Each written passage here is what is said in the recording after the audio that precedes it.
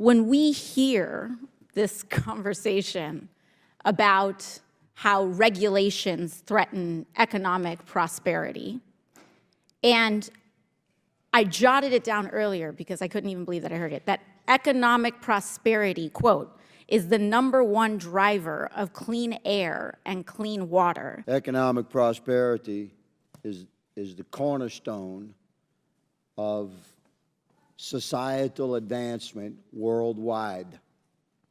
And the cornerstone of economic prosperity is affordable, abundant, transportable energy product. Ladies and gentlemen, and you young Americans across the country, please join me in loving your planet and living your life in a manner that you intend to protect your planet for future generations by recognizing that economic prosperity worldwide is a #1 driver of clean air and clean water and reduced pollution worldwide.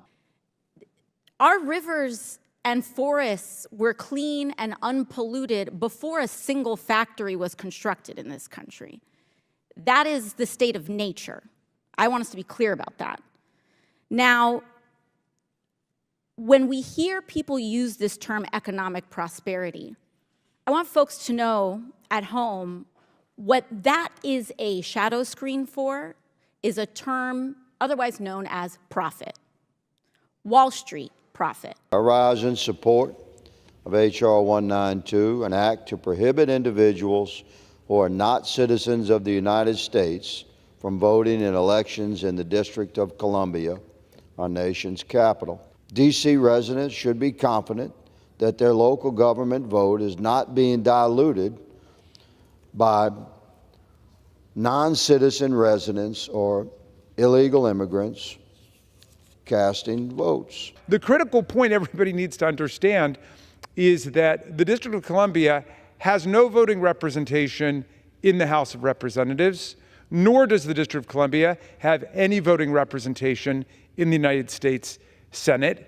And their legislation doesn't apply even to their non-voting delegate in the House, nor does it apply, of course, to presidential elections. So what we're talking about is, should these 500 or so people in the District of Columbia be allowed to vote for Advisory Neighborhood Commission, school board, and members of the D.C. Council and mayoral elections? One of our colleagues said that the founders never anticipated that you would have huge numbers of people who couldn't vote who are being counted. Of course they did. The vast majority of Americans couldn't vote when the country started. That's not what my colleague said.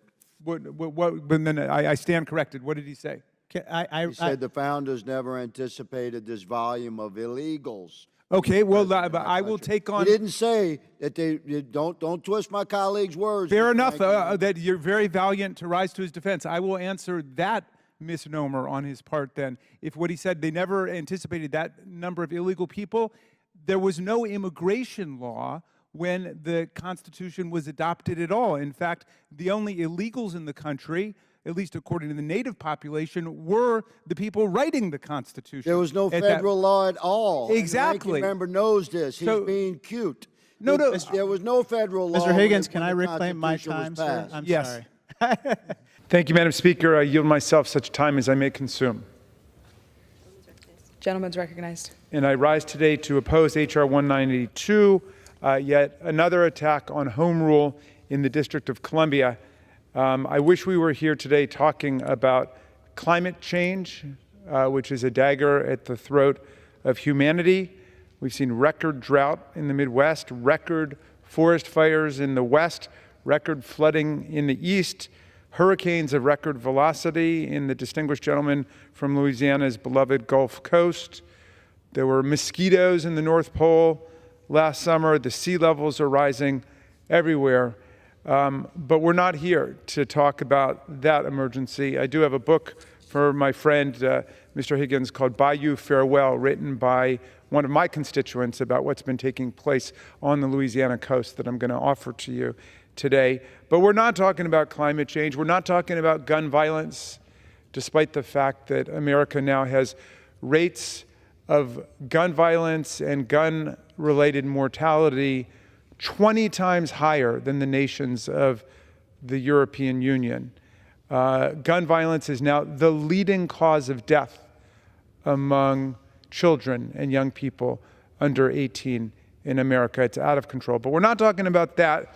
We are exercising our constitutional authority, as my distinguished colleague from Louisiana says, to oversee the District of Columbia.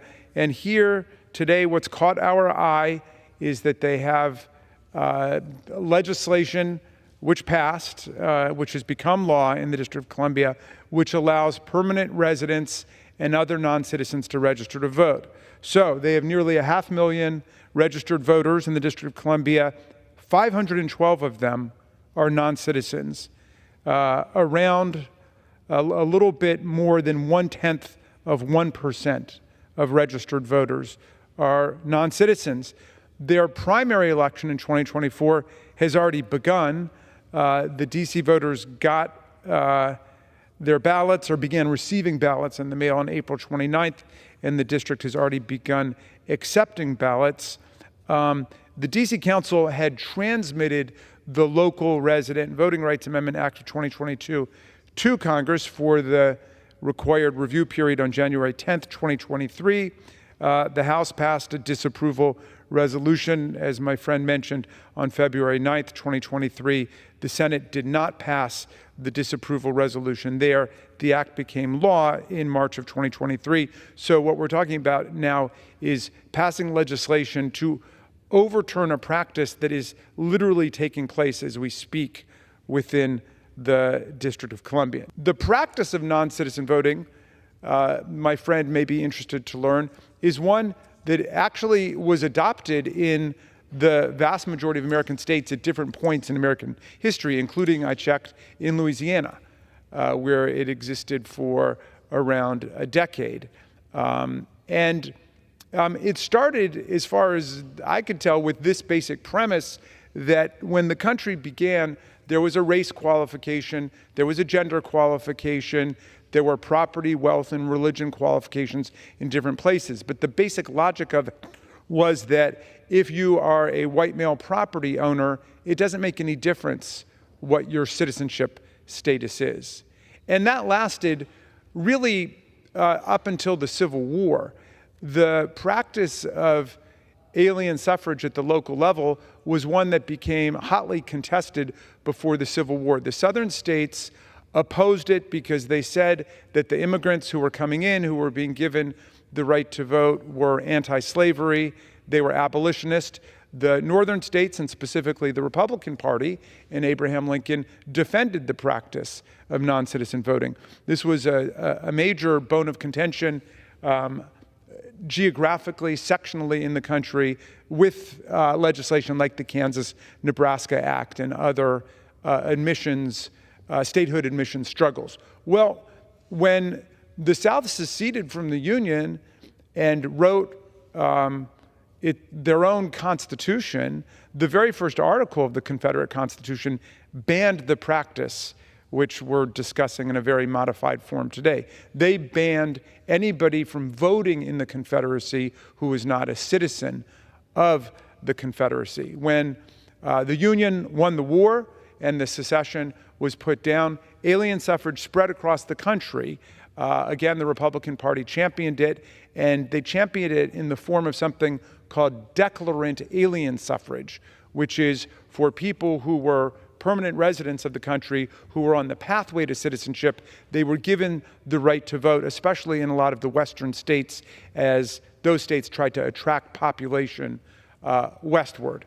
The practice appears to have been diminished and eliminated in a lot of places around the turn of the 20th century and before World War I.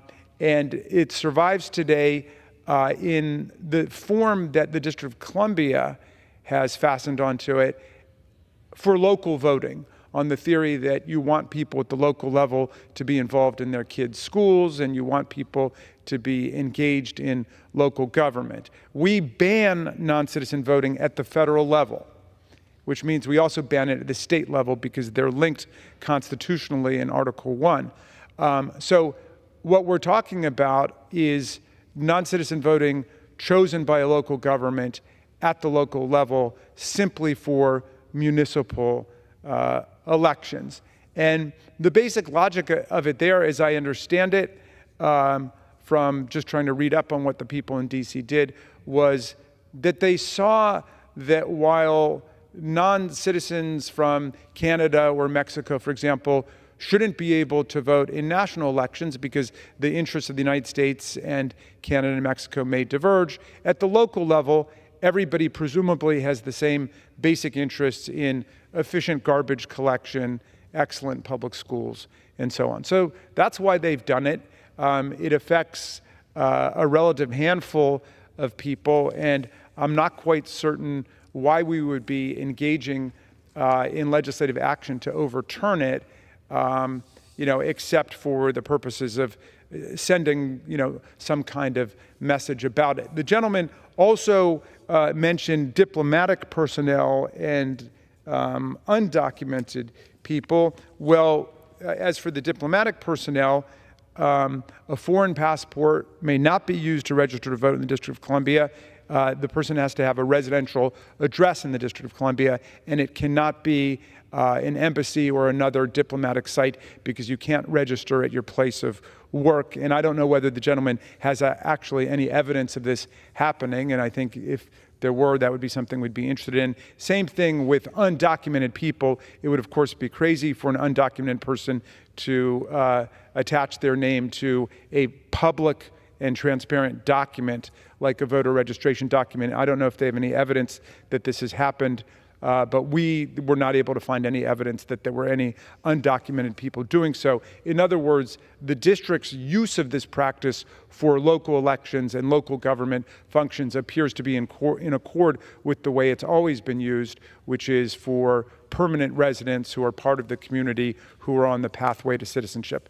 I'm an original co-sponsor of this bill, and I've noted some of the comments here, and I believe we should take a step back and ask ourselves, what do we seek in our republic regarding individual rights, liberties, and freedoms?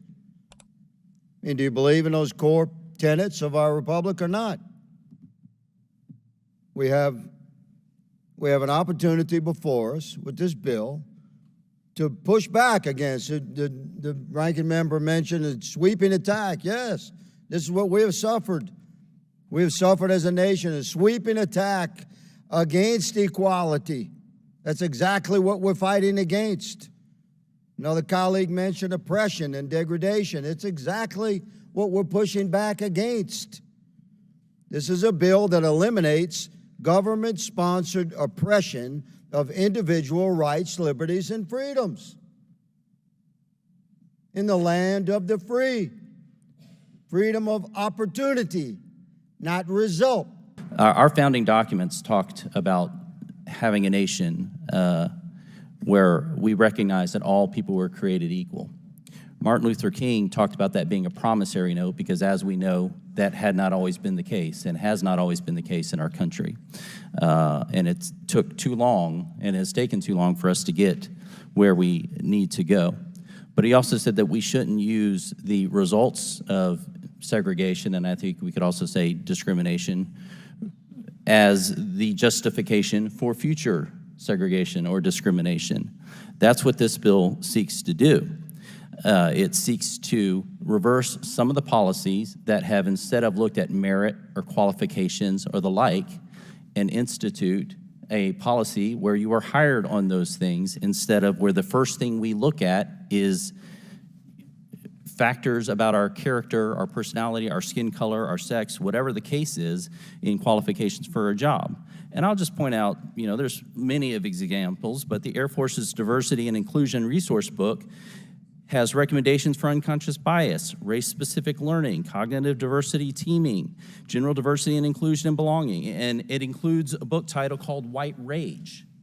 This is the kind of things that are going. We should not discriminate at all in our government. This bill, titled the Dismantling DEI Act, is an utter disgrace. Having sat and read the text in preparation for today's markup, I have yet another example to tell my constituents about the unserious work of the Republican Party. Now, I'll work with anyone serious about progress who wants to center the people who call this country home. This isn't it. Do you all know your history? Do you know American history? The original Constitution counted enslaved individuals as 3/5 of a person. During World War II, the federal government forcibly relocated and incarcerated 110,000 Japanese Americans. The FHA practiced redlining in the 1930s and 60s to deny mortgages to Black Americans, which is why we have a racial wealth gap today. I could go on. The GI Bill, which is supposed to be race neutral, denied access to Black Americans, denying them equal access to education and housing benefits, which is why we do not have generational wealth. Don't talk to me about merit when those Black servicemen fought for our freedoms. And I'd also just like to take a personal note of privilege to say, please keep Dr. Martin Luther King Jr.'s name out of your mouths. Yes. Your perversion of his words and his mission when his children have asked you to stop invoking his name and perverting his work when he was a proud and unapologetic Black man fighting for equality for Black Americans and all marginalized people. So you all are entitled to your opinions, but not a denial of the facts. But I'm not surprised that you would deny American history. What I am, though, is committed. Committed to speaking truth to power, committed to standing up for marginalized communities and vulnerable people, committed to ensuring that everyone has equal opportunity to buy a house, to work a job, to pursue higher education, and to live in a society that is fair and just. A colleague across the aisle invoked the phrase of, we must do everything to stop government-sponsored oppression. Well, I've just enumerated numerous examples, which is exactly why we have legislation and an executive order to reverse this harm. And that is why I'm committed to opposing this bill and urge my colleagues to do the same. Gentlelady yields back.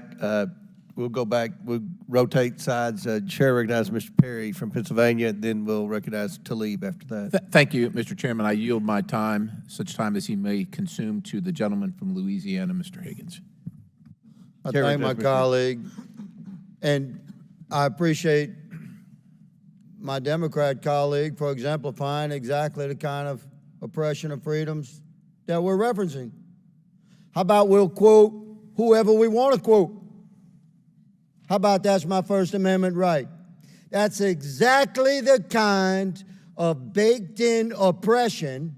Like, how dare a white Republican quote Martin Luther King? We actually had a congressman say that just now in this committee. Well, thank you, good lady, for once again exemplifying the type of oppression that we stand against. You know I'm right. You know I'm right. Order. Mr. Higgins has the floor. And we will quote who we please to quote. A disgrace. And we will continue to speak freely because now I'm a veteran. That's the country that I serve. That's the Constitution I swore an allegiance to. And that oath has no expiration date. I will fight for it with my last life's blood. For my right to speak freely and yours, good lady. You will never hear me saying, how dare you quote anybody you please to quote. And that exemplifies, America, precisely the type of institutional oppression that my colleague, Mr. Cloud's bill, for which I'm an original co-sponsor, hopes to push back against. But Mr. Higgins, have you read your own bill? Have you read your own bill? No, Because it no, is trying to regulate speech. It is actually Ms. Stansberry, you're out of order. Ms. I yield Stansberry, back you're to out of Mr. order. Perry. It's Mr. Perry's time. Chair recognizes Mr. Perry. The Equal Representation Act does two simple things. First, the bill requires the Census Bureau to include a citizenship question on the decennial Census questionnaire. Second, the bill directs that this information be used to ensure fair representation by requiring only citizens be included in the apportionment base. My amendment, in the nature of a substitute, simplifies the citizenship question that would be asked on the census questionnaire. Are you a citizen of the United States? Yes or no? That's it. By requiring this question, the United States government will be able to collect accurate data on the makeup of our population. Non-citizens comprise nearly 7% of the total population of the United States. 7%. But non-citizens are not evenly distributed among the states, and some states end up with greater representation in Congress based on a higher concentration of non-citizens. This dilutes the one person, one vote principle for citizens in states with fewer non-citizens. It is clear that Congress can and should ensure a fair apportionment based on equal representation of citizens. The solar eclipse showed us this week the breathtaking marvels of our solar system, but this hearing brings us crashing back down to earth with definitive proof that when it comes to Congress, there's really nothing new under the sun. Ex-President Trump already tried to include a citizenship question on the decennial sentence in 2020, and the effort failed both administratively and legislatively, and for obvious reasons. Section 2 of the 14th Amendment states that the apportionment of seats in the House of Representatives is based on a count of, quote, the whole number of persons in each state, persons being the all-encompassing category larger than that of voters or citizens, a point that was made clearly and emphatically by the unanimous Supreme Court in its 2016 decision in Evanwell versus Abbott. So for all of you textualists out there, the plain reading of the text of the Constitution is clear. For all of the constitutional originalists out there, the original purposes have been carefully articulated and never rebutted. For all of you members who like to follow precedent, well, every apportionment in the United States since 1990 has included every single person residing in the United States, not just those lucky enough to have been given the right to vote at different points. As the Evanwell Court noted, the 14th Amendment contemplates that, quote, representatives serve all residents, not just those eligible to vote. Just yesterday, the Census Bureau released a report that estimated the number of foreign-born residents in the United States is 46 million. 53% of those residents are naturalized. That means this bill would leave more than 20 million U.S. residents potentially uncounted and ignored. A population that has a higher labor force participation rate than the native-born population. These people are paying taxes, they're contributing to the economic well-being of the nation. The constitutional meaning is indisputable, a point which settles this for those who want to follow the Constitution. We should recess and go get some real work done rather than waste time on another bill that will never pass the Senate or get signed by the President and is an affront to the great radical Republicans who wrote the Constitution. Their party wrote the 14th Amendment. Their party was a pro-freedom, pro-union, pro-immigrant, and anti-know-nothing party. The census is essential to democracy. Just as the framers endorsed Tom Paine's common sense, they also endorsed a common census. But this bill would undermine the accuracy of the census, which may not be accidental. In the 2010 census, the undercount of Hispanics was 1.4%. In 2020, that number grew to 5%. Many observers credit that increase just to the Trump administration's effort to add a citizenship question to the census and all of the intense publicity and rumor surrounding that effort. The addition of a question about citizenship will deter many immigrants, not only undocumented, but persons with green cards and other forms of lawful status from completing the census. Many non-citizen immigrants who are seeking asylum or are refugees will avoid responding because of uncertainty over their status and fear of arbitrary law enforcement action. Extensive research shows that many residents wrongly believe the Census Bureau shares personal responses with other federal agencies. To be clear, it does not. Federal law prohibits it, but that pervasive worry has prevented some individuals from answering questions about immigration status or responding at all. Mr. Chairman, I oppose this legislation which dishonors the Constitution and the values of our nation, and I yield back. Gentleman yields back. Chair now recognizes the gentleman from Louisiana, Mr. Higgins, for 5 minutes. I thank the chair, and let me respond to the ranking member's very eloquent writ. carefully read and prepared to be a part of the historical record as we debate this important bill. Let me say that the preservation of our representative republic is certainly not a waste of time. So please allow me to respond unscripted from the heart of America to the very well and carefully scripted agenda speak of my colleagues in the Democrat minority. The level of illegal persons that now live within the continental borders of the United States has reached such a point that it thwarts the intended service of our representative republic in the House of Representatives, in the People's House. Prior to the Biden administration, it was well considered and well estimated that there were about 30 million illegals living within the United States. Took 240 years to get there. By the time President Biden leaves office, an additional, say, 15 million will have entered our country. You're talking about 45 million people. America, pay attention to this. 45 million illegals, that's 60 congressional seats. And where do you think those illegals are being drawn to live? In sanctuary states and sanctuary cities, densities of population, which have advertised and welcomed and brought these illegal citizens there. Why? Why do you think this has been one of the core tenets of agenda of the Democrat Party?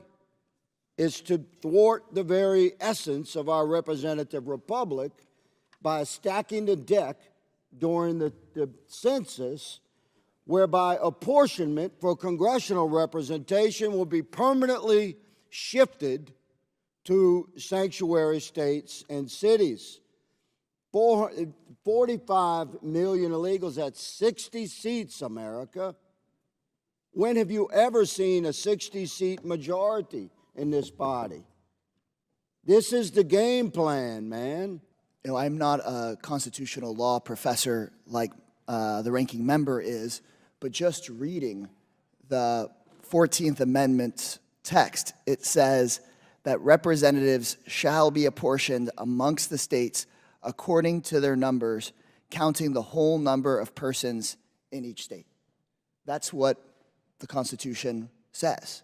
So, ranking member, I would be interested in your continued thoughts on if we could talk about precedent, we could talk about whether you're originalist, a textualist, but just reading the 14th Amendment, it says the opposite of what this bill seems to say. It clearly says that apportionment shall be on the whole number of persons in the state. And my sense from hearing you is that in order for example, Confederate states that were rejoining the Union to not ignore women or those that were recently emancipated or children or immigrants, that the radical Republicans put in place this amendment to say, no, you have to count everyone. You have to count everyone for representation. Everyone deserves representation. You've got that right. And in fact, when the Constitution was first written, it was the southern states themselves who were insisting upon a total count of everybody, regardless of whether or not they were a citizen or a voter. And very specifically with respect to the population of enslaved people, because of the 3/5 compromise. They wanted to make sure that all of those people would count. The 3/5 compromise said that basically 60% of the slave population would be counted for the purposes of inflating the population basis in the southern states. So after the first census and reapportionment took place in 1800, there were a dozen members, new members who could be attributed in the South to the enslaved population. Now, the Northerners were saying, well, if you can't count them, or we shouldn't count them if they're not going to be given the right to vote and to run for office, but for these purposes and these purposes only, the southern states were saying, no, they should count so we can, arrive at this 3/5 compromise, which of course was an infamous concession to slave power and one of the things that led to the Civil War. But at the end of the day, the Constitution clearly states the opposite of what this bill states. The Constitution already lays out how apportionment works and says you count the whole number of persons in each state. The Supreme Court was unanimous on that point. And I don't even see in why fact, they would have to rule on it. I mean, it just says it plainly there. Could we see any justification, any reason, any way that the Congress could legislate something that's directly opposite of what's in the Constitution? well, as I understand their bill, it might not directly contradict what the Supreme Court said because they're asking for a question. Are you a citizen? My good friend from Louisiana makes an eloquent pitch for the idea that we should want to know who's an illegal, but you know what? There's nothing even in their bill that would allow us to determine who's an illegal because it's just asking the question, are you a citizen? It's not asking, what your status is. Well, this might be a question then for the authors or its proponents. My understanding is the bill not only adds the citizenship question to the census, but actually does aim to change apportionment. It does, yeah, and that part does violate directly the Constitution itself and everything the Supreme Court has said about it, to the extent that it would change apportionment in addition to adding this question. It really violates the Constitution, and I would hope at least that part of it, my friends, would withdraw, because the Supreme Court's been very clear, and I've always thought that both sides of the aisle want to try to adhere to what the Constitution clearly says. I'm befuddled by this part because I don't even know whether the Supreme Court, how much the Supreme Court would even have to weigh in when it seems to be a sentence that a fourth grader could read in the Constitution. The reason why the founders of the Constitution were so adamant about it is that when the country started, of course, the franchise was left up to the states, but the vast majority of people couldn't vote. Not just enslaved people, but women couldn't vote, people without property couldn't vote, most people couldn't vote, and still they felt that what counted, bless you, Mr. Chairman, I mean, what counted was who would be represented, so there would be equal numbers of people represented, even if not all of them could vote. Right. In each congressional district, you have to take care of a similar number of people. And I think what seems to be at the core of this, which Mr. Higgins laid out, was the idea that Democrats, for some reason, are trying to, quote-unquote, import voters or import people to increase numbers, when the much more simple explanation is that we are all trying to manage the complexity of foreign policy, local policy, and immigration. And we're all trying to work on that, and I would hope that we actually, in good faith, try to talk about the fact that how do we deal with the fact that people are being displaced in massive numbers in the Western Hemisphere? How do we make sure that folks can migrate legally? Those are the real questions we should be engaging in, rather than putting up these grossly inflated numbers that I've found absolutely no evidence behind that number of folks being present in the United States. And as those numbers continue to grow, it's really on Congress to deal with reducing those numbers by giving folks actually a pathway to citizenship and legal residency, as President Reagan once did. Look, every period of American history, there have been different periods of xenophobia and anti-immigrant fervor towards Germans, towards Irish, towards Mexicans, you name it. Okay, so there's nothing unusual about what we're going through where people want to whip up hysteria about the foreign-born. And in fact, you can find lots of periods in American history where there was a greater percentage of foreign-born people in the country than there are today. And it also stimulated the same kinds of political movements that some of our colleagues identify with. Mr. Raskin, yeah. I'm one of those people. I was born abroad. I'm one of the few naturalized citizens in Congress. And so this is a personal issue to me when you say, or not you, but others say that my family would not have counted for purposes of political representation, even though we are fully part of the fabric of this country. Yeah, and I would add to that only that some of my colleagues would probably be stunned to find that the founder of their party, Abraham Lincoln, and lots of Republicans in the 19th century believed in giving non-citizens the right to vote as a way to train them for complete citizenship. In fact, Lincoln was roundly denounced for defending non-citizen voting by Democrats. in the 19th century. But the idea was basically give non-citizens the right to vote in local elections as a training ground for them to become citizens of the United States. So they're just demonstrating their unfamiliarity with the actual history of their own party and the history of our country. This is a nation that was founded by people who were open to immigration. And Tom Paine said America would become an asylum to humanity, not an insane asylum, but a place of refuge for people fleeing from political and religious and economic oppression, seeking greater opportunity. And that's what America is. So what do you think is really going on with this bill? Well, I know that they've not read the relevant Supreme Court authorities, but basically what they want to say is that non-citizens, I don't know where they are on children and other people who can't vote, but they want to say that non-citizens, including lawful non-citizens, permanent residents, green card holders, should not be counted, which creates, as our colleague was saying, tremendous problems for understanding where the population is and how to serve programmatically the population.